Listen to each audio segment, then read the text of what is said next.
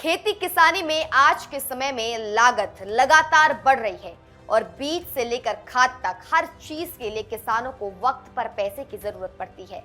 हम सभी जानते हैं कि केंद्र सरकार पीएम किसान सम्मान निधि के जरिए हर साल किसानों को 6,000 रुपए की आर्थिक मदद देती है, जो 2-2 हजार रुपए की 3 किश्तों में आती है।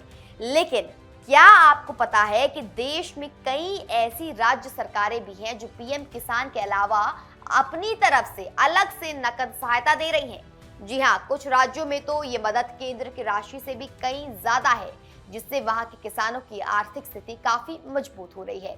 उदाहरण के तौर पर मध्य प्रदेश की मुख्यमंत्री किसान कल्याण योजना को ही देख लीजिए। यहाँ की सरकार अपने किसानों को साल में 6,000 रुपए की अतिरिक्त मदद देती है। इसका मतलब ये हुआ कि मध्य प्रदेश के किसानों को केंद्र और राज्य दोनों से मिलाकर कुल 12,000 रुपए सालाना मिल जाते हैं।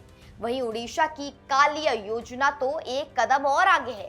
वहां न सिर्फ किसानों को सालाना 10,000 रुपए मिलते हैं, बल्कि भूमिहीन कृषि मजदूरों को भी 12,500 रुपए तक की सहायता दी जाती है, ताकि वे मुर्गी पालन या मशरूम उत्पादन जैसे छोटे काम शुरू कर सके।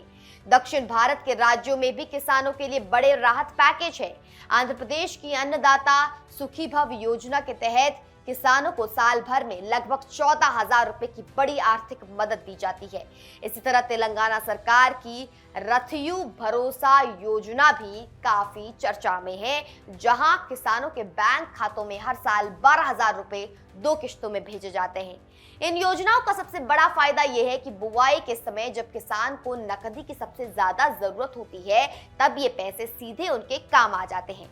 सरकार की इन कोशिशों का असली मकसद खेती को घाटे के सौदे से बाहर निकालना और ग्रामीण अर्थव्यवस्था को नई जान देना है, चाहे वो खाद खरीदना हो या फिर नई तकनीक का इस्तेमाल। ये नकद सहायता किसानों को कर्ज के जाल से बचाने में ढाल का काम करती है। अगर आप भी एक किसान हैं तो ये जरूर पता करें कि आपके राज्य की सरकार आपको पीएम किसान के अलावा और कौन सी अतिरिक्त वित्तीय सुविधा दे रही है।